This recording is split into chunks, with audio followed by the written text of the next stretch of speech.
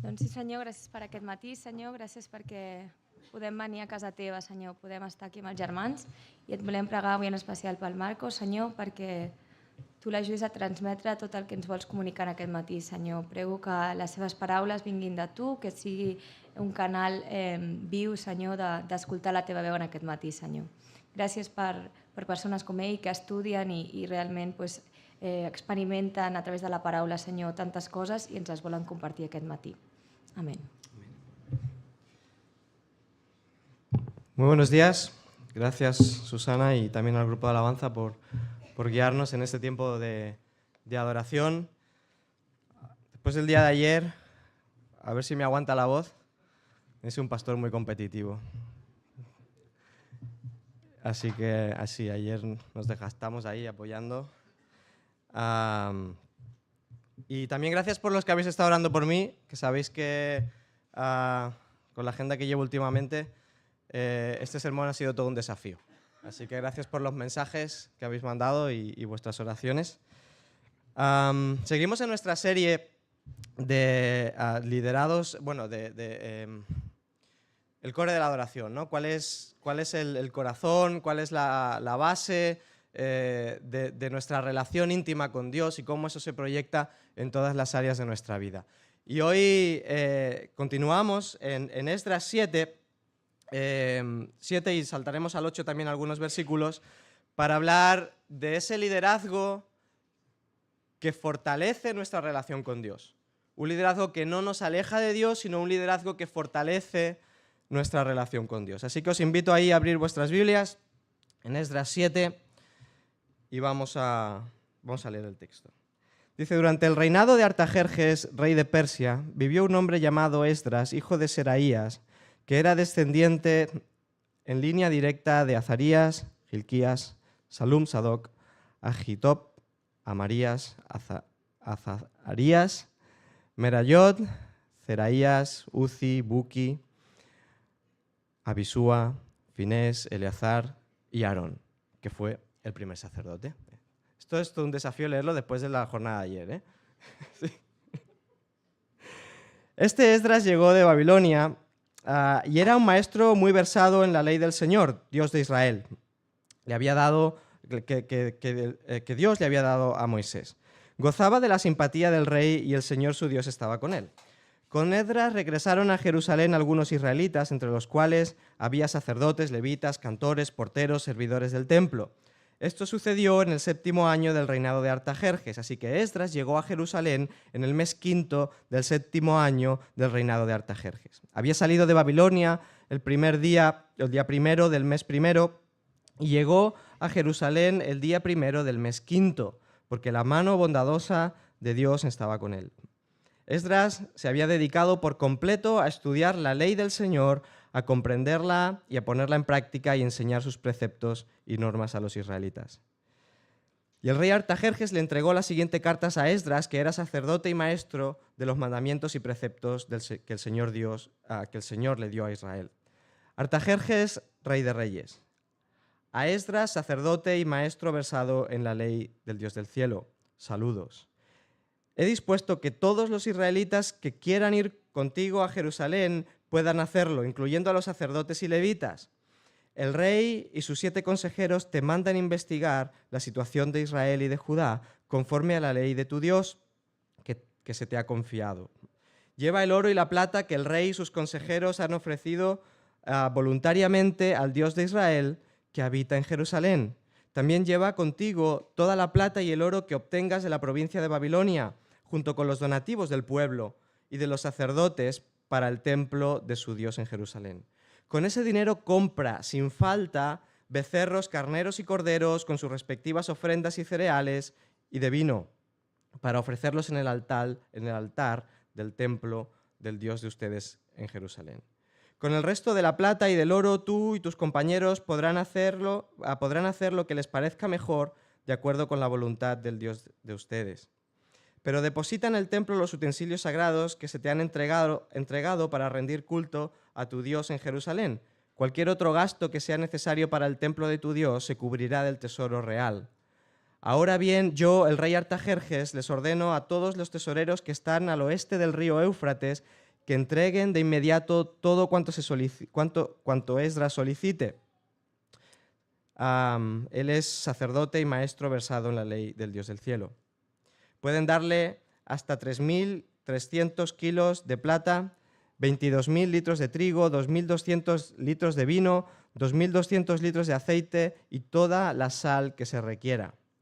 Todo lo que ha ordenado el Dios del cielo para su templo, háganlo de inmediato, de modo que no se descargue su ira contra el dominio del rey y su familia.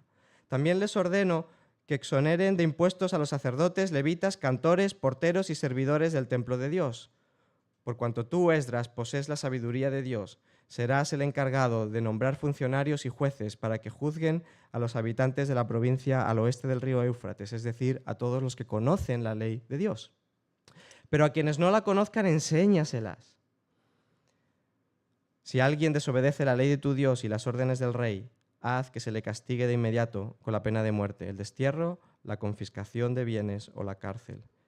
Bendito sea el Señor, Dios de nuestros antepasados, que puso en el corazón del rey el propósito de honrar el templo del Señor en Jerusalén por su infinito amor.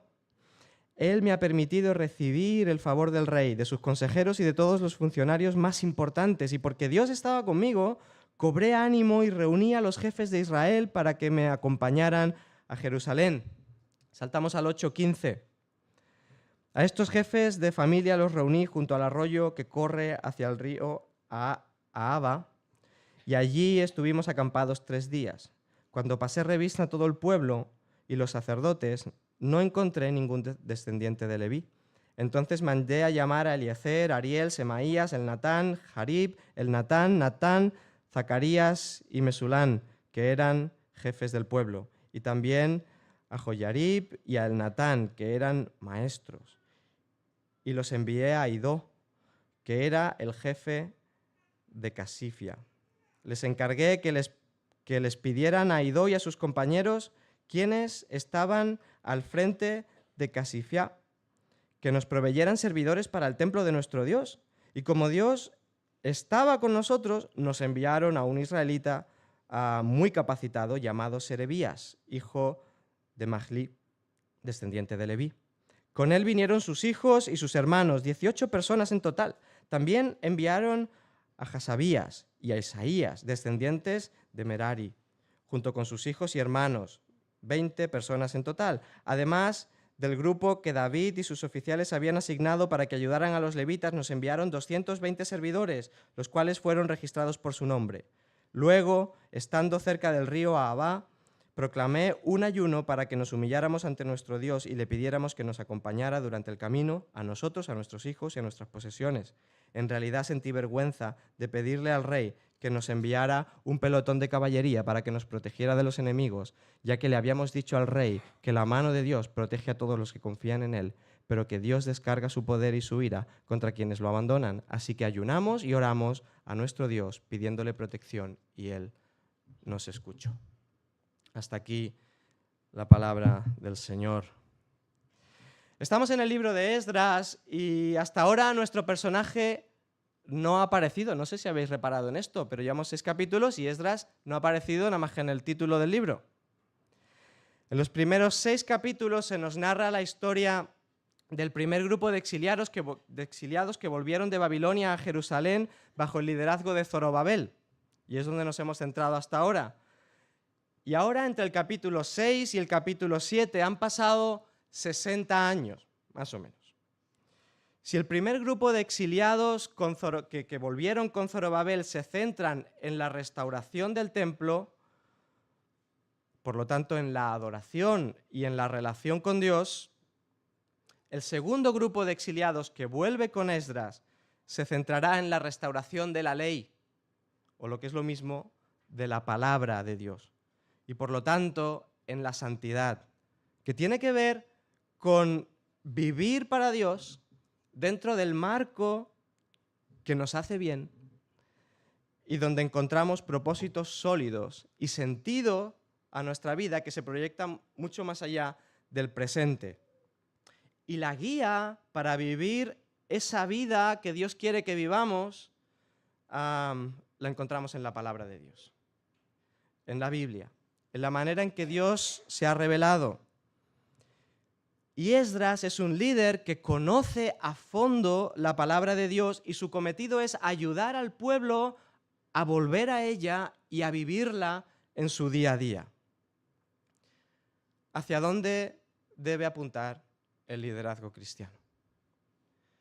El liderazgo de Esdras nos da algunas pistas hacia las que aquellos que ejercemos liderazgo o tenemos influencia sobre otros, porque el liderazgo no necesariamente tiene que ver con ocupar una posición, sino que en la medida en que tú influencias a aquellos que están a tu alrededor, a tus hijos, a tus compañeros de trabajo, a tus vecinos, a tus familiares, en la medida que tú ejerces influencia, ejerces liderazgo. ¿Hacia dónde debe apuntar ese liderazgo? En la medida que apuntemos hacia estas características que vamos a ver en este texto, nuestra influencia sobre otros les acercará a Dios. Me había olvidado el PowerPoint, perdón, para que podáis seguir el texto. Vamos a ver tres características espirituales, características de liderazgo y características relacionales que encontramos en el liderazgo de Esdras. Y vamos a ir viendo algunas ideas aquí. Lo primero que encontramos en los primeros 5 versículos como una de las características espirituales de su liderazgo es el llamado de Dios.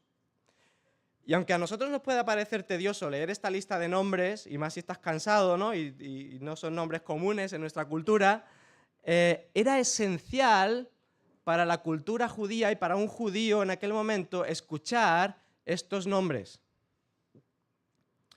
Ya vimos en el capítulo 2, creo que con Andrés, que algunos fueron excluidos del sacerdocio porque su genealogía no se encontraba o no podían demostrar que eran parte de la tribu a la que correspondían.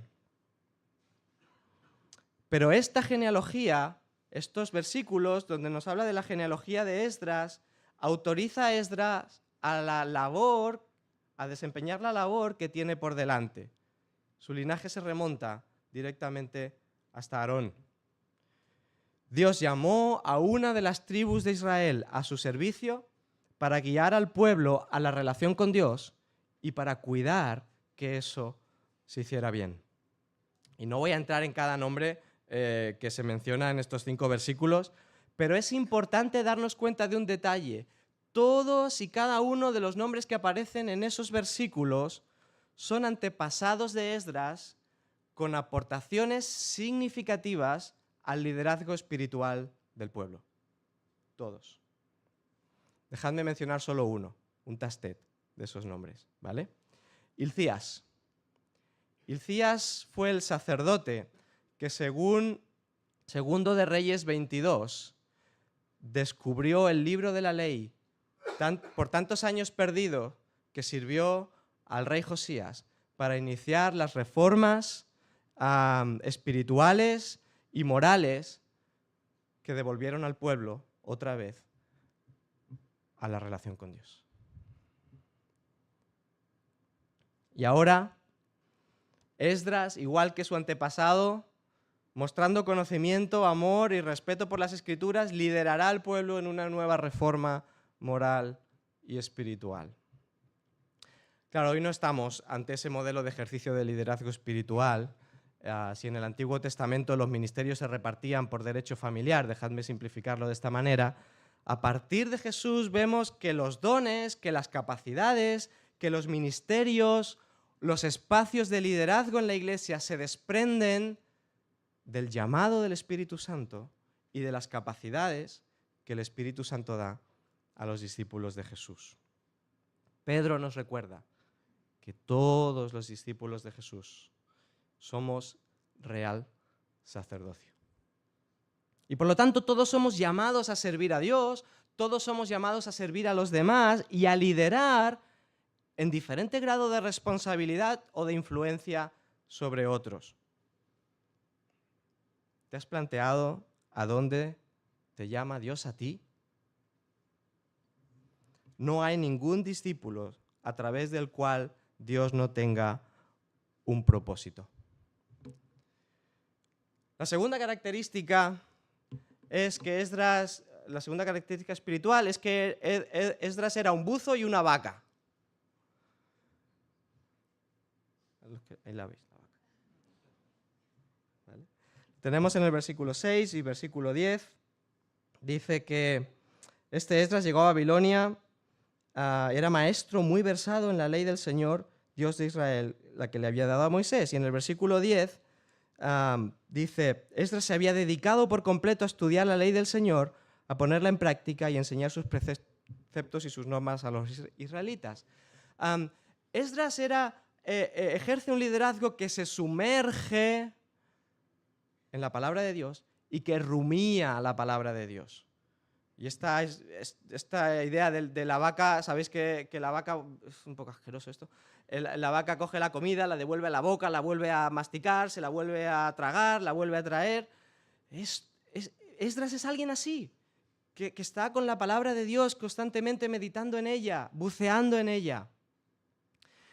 Tengo una amiga en Madrid, se llama Maiku, y ella es catedrática de Economía en la Universidad Autónoma de Madrid. En Canarias tengo un par de amigos también, algunos les conocéis. Quique es catedrático de Arquitectura en la Universidad de Las Palmas y su mujer, Medeli, es también catedrática de Derecho y Enfermería, en concreto de Ética, también en la Universidad de Las Palmas. Ninguno de sus hijos son expertos en las materias de sus padres. Ninguno. Esa capacidad solo se la daría a la disciplina personal de estudio de la materia. Y aquí se nos dice que Esdras se había ejercitado con diligencia, intencionalmente, conocía las Escrituras a fondo y sabía utilizarlas para instruir a otros. Y en hebreo la palabra traducida por experto significa rápido, ágil, ligero. Nos habla de alguien que maneja la palabra con habilidad y con destreza, que sabe situarse bien en ella. ¿Cómo se nota cuando buceas regularmente en la palabra o cuando te pasas el tiempo sentado en la playa tomando el sol? En mis momentos de más sequía espiritual, en los tiempos en los que me dejo llevar por la agenda, las responsabilidades, cuando vivo de las rentas de otros espacios de subidón espiritual o de formación exponencial, me cuesta ayudar a otros a conectar con Dios porque yo mismo estoy desconectado. Me falta frescura, me falta agilidad para dar una respuesta desde la palabra o para reflexionar sobre algún principio que Dios ha revelado en ella y que pueda ser útil a la persona. Y no hablo de que tenga que tener respuestas para todo, no las tengo, lo siento. Pero es imprescindible que guiemos a otros, que les cuidemos, que les confrontemos desde la palabra, porque será en ella donde encontraremos no solo la guía y los principios que necesitan, sino también el carácter de Dios, el corazón de Dios y la manera en la que Él quiere acercarse a la persona y a su realidad. Y en el versículo 10 encontramos la clave para entender la historia y el ministerio de Esdras, el secreto de su influencia espiritual. Y ahí encontramos esos 3 pasos que veis ahí en la pantalla, 3 pasos básicos. El primero es que preparó su corazón para estudiar las Escrituras. Y para alguien de aquel tiempo, el corazón es el motor de la voluntad. En nuestra cultura el corazón es más bien el motor de nuestras emociones, pero en la cultura hebrea era el motor de la voluntad. Y la voluntad humana, si somos honestos, suele ser bastante rebelde, ¿no? Y moverla no suele ser un acto instantáneo, nos cuesta. Necesitamos que Dios mueva, que Dios oriente en esa dirección y nosotros tomar la responsabilidad de hacer un hábito en nuestras vidas, el hábito de leer, de meditar y de estudiar la palabra regularmente. Dice el texto que se había preparado, que se había dedicado, que había dedicado su corazón, lo cual nos habla de que Esdras orientó su voluntad. Puedes leer la palabra sin llegar a conocer realmente a Dios. Puedes hacerlo, pero no llegas a conocer a Dios si desconoces la palabra. Si hicieras una lista de las cosas que dificultan que tu voluntad se mueva hacia las Escrituras de manera regular e intencional, ¿qué habría en el top 3 de esas cosas? ¿Qué te dificulta acercarte a la palabra regularmente? Trae eso a Dios. Compártelo con otros para que podamos acompañarte. En segundo lugar, dice el texto que obedecía a sus instrucciones. No es suficiente con leer, es necesario poner en práctica lo que hemos aprendido. Creo que era José Luis que oraba, ¿no? Señor, que la instrucción que recibamos esta mañana la obedezcamos, ¿no? Que no nos apartemos a derecha o a izquierda. El seguidor de Jesús y la Iglesia necesitamos volver a la palabra una y otra vez, no solamente para acumular conocimiento. Dice David Burt en su comentario a este texto, a colación de esto, que no podemos confundir la santidad con la ortodoxia y creer que no importa cómo vives con tal de suscribir ciertas doctrinas en tu mente. Y es verdad. Y podríamos poner múltiples ejemplos de cómo se produce esto.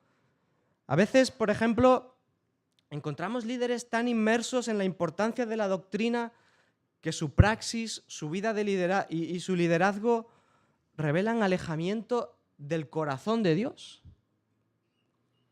Nos puede pasar también que caemos en centrarnos tanto en la doctrina, en vigilar que nadie se pase de la raya, que nos olvidamos de que nuestro comportamiento, nuestras actitudes, nuestras reacciones no aman a Dios y al prójimo. Mateo 22:39, porque la doctrina es su señora y aman más la doctrina que a Dios.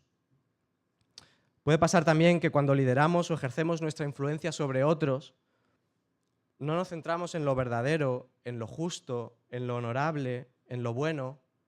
Filipenses 4:8. Nos centramos en los prejuicios que tenemos sobre esas personas, en sus carencias, en sus manchas, y a veces incluso nos retroalimentamos entre nosotros con esas cosas, demostrándose que nuestra influencia no son los principios bíblicos, sino los criterios de nuestro corazón. Y puede pasarnos también que no tengamos un concepto equilibrado de nosotros mismos y nos sintamos o superiores o inferiores. Romanos 12. Y eso nos lleva a ser beligerantes con otros, a no reflejar la parte del fruto del Espíritu que encuentra siempre la manera de amar al prójimo, aun cuando es complicado, o de tener dominio propio. Y son solo algunos ejemplos de cómo liderar sin poner en práctica la palabra en la que hemos de bucear regularmente. Y estos matices me parece que son importantes porque cuando como líderes no obedecemos la palabra en estas instrucciones, generamos desafección en las personas. Bien porque las alejamos de nosotros, que eso es fácil, y en muchas ocasiones somos piedra de tropiezo para que se acerquen a Dios o a la comunidad de fe. Preparó su corazón, la obedeció y la enseñó a otros. Cuando lideras, cuando estás en los espacios en los que ejerces influencia sobre otros, tus hijos, tus compañeros de trabajo, tu cónyuge, el hermano o la hermana en la iglesia con el que te cruzas habitualmente o en el culto, ¿qué conversaciones inicias? ¿Qué impregna la relación? Practiquemos el sencillo hábito de incluir la palabra en nuestras conversaciones. ¿Qué estás leyendo esta semana, Carlos? ¿Cómo te está hablando Dios últimamente, Jenny? ¿Qué cosas te cuesta vivir o aprender, Susana? ¿Las rumiamos juntos? ¿Puedo orar por ti con eso? ¿Qué has encontrado en la Biblia, Rebeca, que da respuesta a la situación que estás viviendo? ¿Cómo encuentras, Noemí, a Dios? ¿Qué tiene que ver Dios con esta etapa de la vida en la que estás viviendo? ¿Cómo encaja? Incluso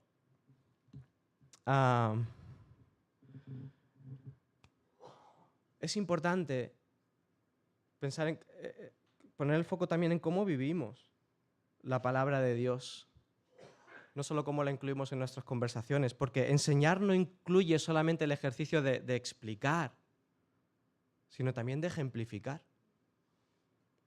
Y no es que el líder deba ser perfecto en términos absolutos, debe ser perfecto en términos de madurez, acorde con su madurez espiritual. Y por supuesto que estamos expuestos a las mismas luchas, debilidades que quien no ejerce liderazgo, pero los que lo ejercemos tenemos mayor responsabilidad en someternos al señorío de Cristo y mostrar la humildad necesaria para que el Espíritu Santo siga haciendo su buena obra en nosotros y a través nuestro con aquellos a los que lideramos. La última característica espiritual que encontramos en el liderazgo de Esdras es que era un adorador. Y lo vemos en el final del capítulo 7, donde hay una canción de adoración, una oración de adoración. Y hacia el final también del texto, en el 8:23, que es el último versículo que hemos leído, dice, así que ayunamos y oramos a nuestro Dios pidiéndole su protección y Él nos escuchó. Vemos en estos textos a alguien que practica la intimidad con Dios, que su vida está conectada con Dios. Lo que hace, lo que es, sus responsabilidades, sus metas, sus propósitos, cómo ve la vida, su cosmovisión del mundo, de sus relaciones, sus capacidades, sus recursos, están pasados por el filtro de Dios y de su relación con Dios. Una relación de intimidad con Dios que lo impregne todo en tu vida es clave. Si quieres ejercer influencia decisiva sobre otros, siéntate cada día a los pies de Cristo y cuéntale a otros lo que has visto y has experimentado allí. Si quieres ejercer influencia decisiva sobre otros, siéntate cada día a los pies de Cristo y luego cuéntale a otros lo que has vivido allí. Conoce más a Dios, descubre quién es, qué ha hecho, cuál es su carácter, cuál es su capacidad, qué quiere hacer, qué ha prometido. Enamórate más de Dios porque Él está absolutamente enamorado de ti. Enfoca tu vida y todas las áreas de tu vida a través de Dios. Descéntrate de ti mismo y de los demás. Decía Simone Weil, filósofa y activista francesa, no es asunto mío pensar en mí. Asunto mío es pensar en Dios, focalizarme en Dios. Es cosa de Dios pensar en mí. Avanzamos hacia las características de liderazgo que vemos en el liderazgo de Esdras. Y lo primero que vemos es su visión. Lo vemos ahí en los versículos 7 al 8 y el 14. Fijaos que aunque el templo ha sido reconstruido por Zorobabel, ahí solo hay piedra sobre piedra. El pueblo lleva casi 130 años en el exilio en este momento y necesita reencontrarse con Dios. Frente a la realidad que Esdras tiene por delante, Esdras fue capaz de conectarla con los propósitos de Dios y movilizar a otros en esa dirección. Nos dice Proverbios 29:18 que sin visión, ¿qué le pasa al pueblo? Que perece. Sin visión el pueblo perece. ¿Hacia dónde quieres llevar a aquellos que lideras o sobre los que ejerces influencia en el discipulado que estás haciendo con alguien, en la amistad que tienes, en el equipo ministerial que lideras, en la iglesia, en el trabajo, en la empresa? ¿Hacia dónde descubres en la palabra que debes guiarles e influir sobre ellos? En segundo lugar, vemos a alguien capacitado para delegar, para trabajar en equipo y para gestionar a los que no se suman. ¿Os acordáis, si habéis estado atentos al texto, que algunos, que faltaban levitas? Ya, no estaban, no habían respondido al llamado. Y si los levitas no acuden a la cita, pues hay que ir a buscarlos. Y Esdras da esta responsabilidad a personas con reconocimiento y con capacidad dentro de la comunidad de hebrea. Solo sus nombres, que sabéis que en el contexto de los judíos el nombre habla de la personalidad de la persona y de su carácter, solo sus nombres ya dicen mucho de sus capacidades. Eliezer significa Dios es mi ayuda. Ariel es león de Dios. Cuando os encontréis con Ariel, le decís, ¿qué pasa, león? Semaías es Yahvé me ha escuchado. Jarib, él se acuerda, él aboga. Y así con todos los nombres que se mencionan. El segundo grupo, Joyarib y el Natán, son personas sabias, dice el versículo 16 del capítulo 8. Idó, en el 8:17, es un interlocutor fiable. Esdras elige a estas personas por su tacto, por su inteligencia, por su sabiduría, por su arte de persuasión y su habilidad relacional. El buen líder debe pedir discernimiento y dirección a Dios para detectar quiénes son los que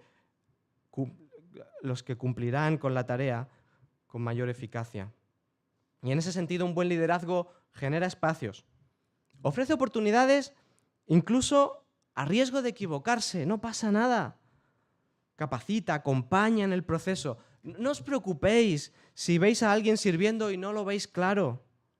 Creo que este consejo de iglesia ha demostrado criterio suficiente para proponer, para escoger a los adecuados, incluso para rectificar si nos hemos equivocado. Dadnos margen. Pero además, les da instrucciones claras. El versículo 8:17 dice, puse en boca de ellos las palabras que debían decir a Idó y a sus hermanos.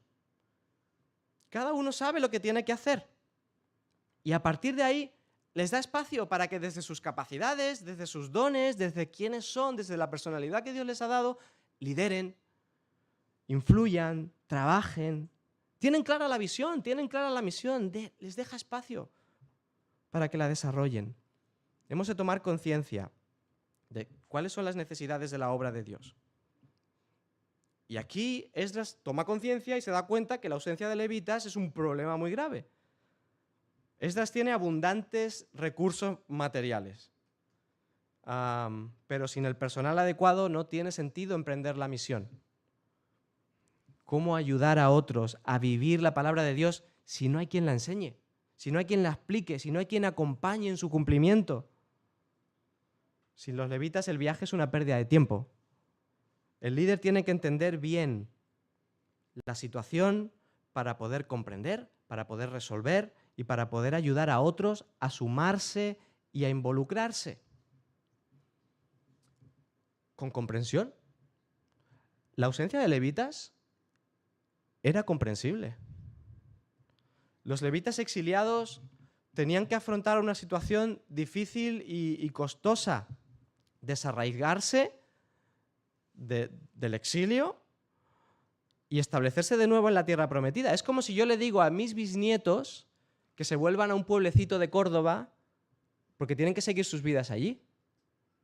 Seguramente mis bisnietos, que a saber dónde nacerán, me dirán que me vaya yo. Incluso si se les pide que vuelvan a ejercer un oficio que hacía mucho tiempo que ya no ejercían. Porque muchos de esos levitas habían abandonado el ejercicio de la profesión de levitas para dedicarse a otras cosas en el exilio, y a lo mejor pues eran artesanos o eran herreros o agricultores. Tenían otras responsabilidades. ¿Cómo se hace eso de ser levita? Probablemente los últimos fueron sus abuelos o sus bisabuelos.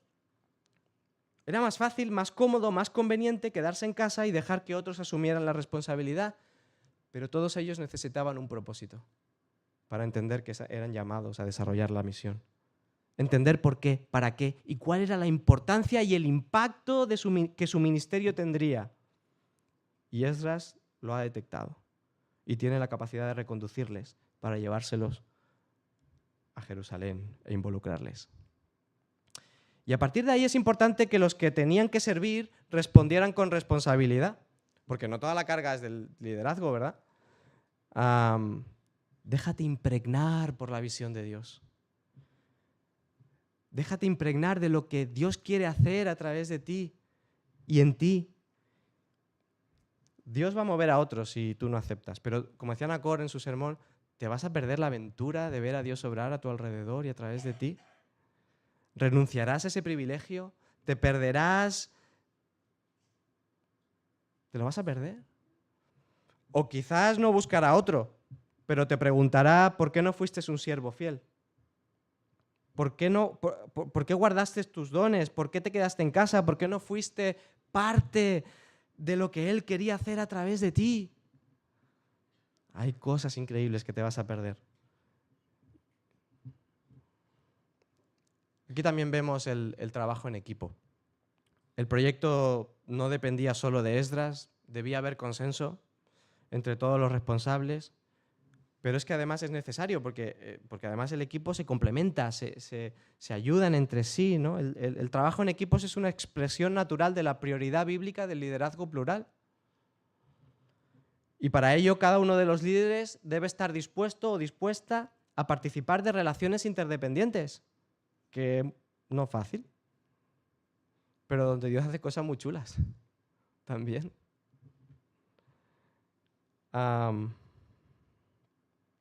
Descubrí, preparando el sermón, que un día de mucho calor, en una colmena de abejas, esto podría ser perfectamente una anécdota de Antonio Cruz, en una colmena de abejas, en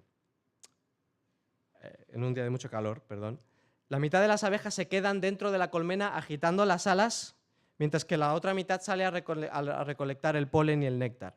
Y gracias al movimiento de las alas, de las que están dentro, la temperatura de la colmena baja 10 grados con respecto al exterior. Además, se van rotando y las que hoy batían las alas, mañana salen a recolectar. Y las que estaban ahí fuera vuelven dentro para conservar la temperatura del panal. Están comprometidas con un propósito común.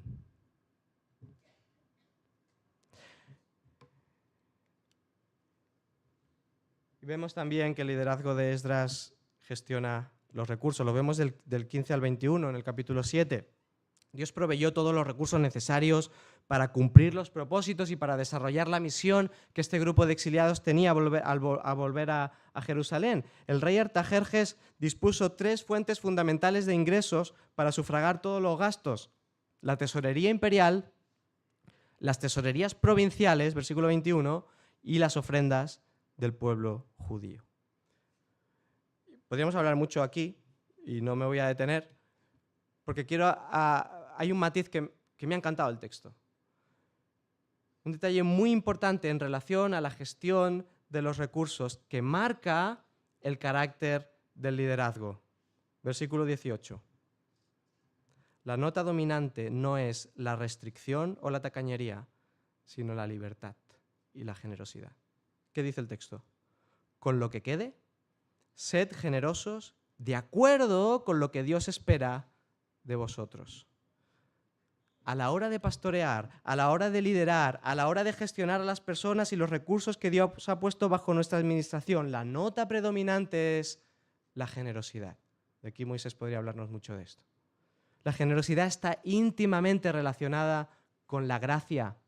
Estas dos ideas están unidas en el carácter de Dios y por lo tanto los líderes somos llamados a reflejarla. De gracia recibisteis, dad de gracia, nos dice Mateo 8:6. ¿Y cómo se expresa eso? Bueno, ofreciendo y dispensando la gracia al otro, la gracia que no merece, el perdón que necesita, la misericordia por la que clama, incluso en la manera en que confrontamos o ponemos a otros frente al espejo de la palabra, respetando también la obra del Espíritu Santo en ellos. Y permitidme aquí un paréntesis con esto de la gestión de los recursos. Nos encontramos en un momento de crecimiento y de desarrollo de la Iglesia, enfocados en desarrollar, o queriendo enfocarnos cada vez más en desarrollar la misión, y tenemos recursos limitados. Y lo que estamos viviendo esta mañana es un ejemplo de ello. Doble culto. Construir un nuevo edificio no está siendo fácil. Tenemos que si las leyes europeas, municipales, la fábrica química aquí al lado, la falta de recursos económicos. Me gustaría expresaros una cosa. Me preocupa menos el futuro que el mientras tanto, que me preocupa más.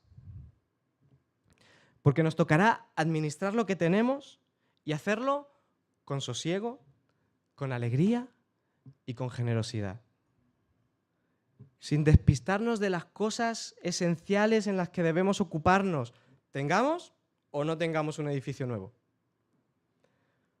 Seguir haciendo la misión, estimularnos mutuamente a madurar y a crecer en el Señor, cuidar y mimar el vínculo de la paz que existe, no murmurando, no criticando, despiertos a ver cómo Dios obra en las personas y en las situaciones que nos rodean y alegrarnos y celebrarlo.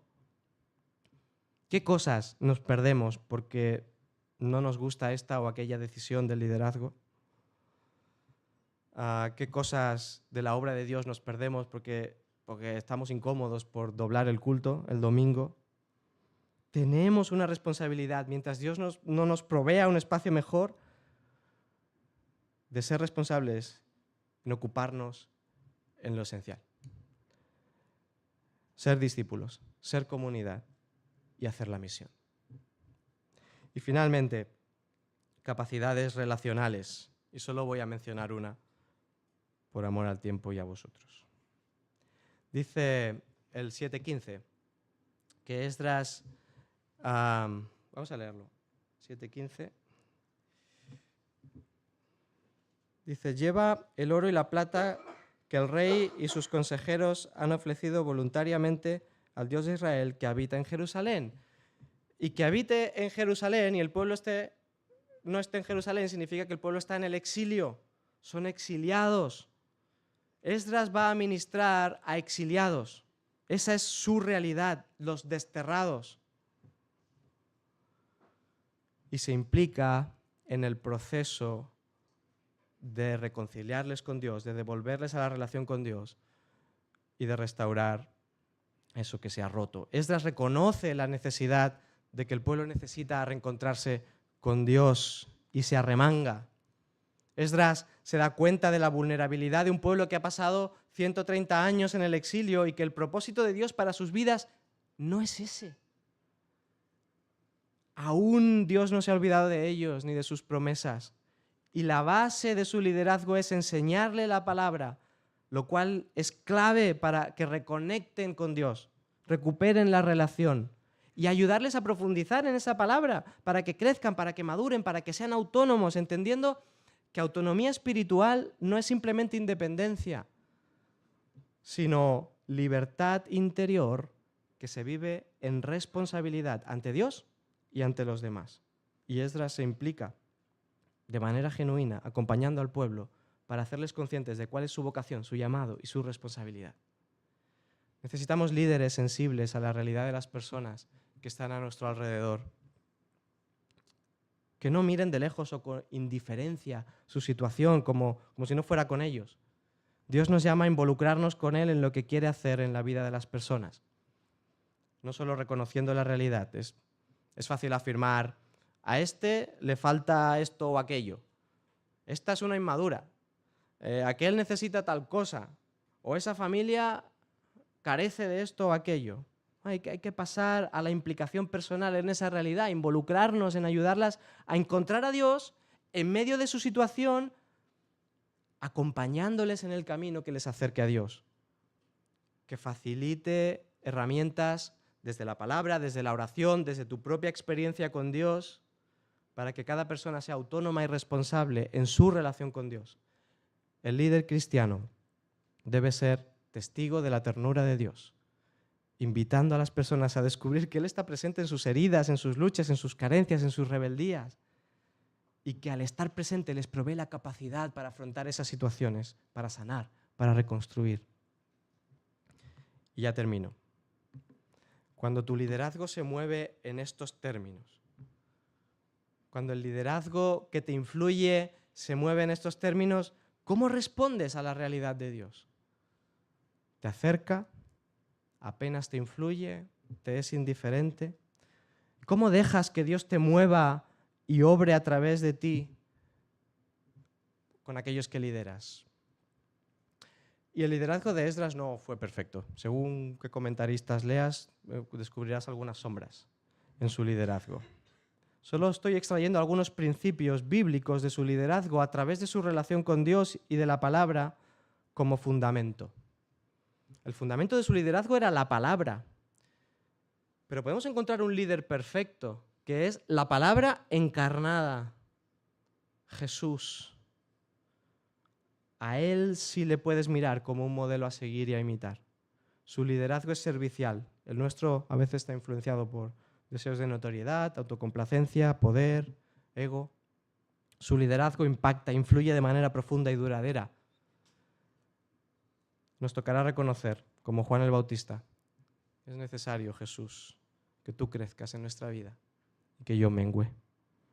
Que crezcas en mí, en relación íntima contigo, para que yo pueda apuntar a lo que tú querías que fuera. Y de esa manera que puedas hacer la obra a través de mí. Que el Señor nos ayude a influir y a liderar de esta manera. Vamos a orar. Señor, gracias por ti, gracias porque nos amas, gracias porque quieres una relación con nosotros y sobre todo también gracias porque quieres usarnos, porque estamos en tus propósitos y en tus planes. Pero ayúdanos a ser influencia a otros, canales de tu influencia en otros, en los términos que hemos visto esta mañana. Y que tú, a través de nuestro liderazgo o influencia sobre otros, puedas seguir edificando nuestras vidas, haciendo tu buena obra, cumpliéndola en nosotros y a través de nosotros. En el nombre de Jesús. Amén. Vamos a acabar el culto con el tiempo de comunidad.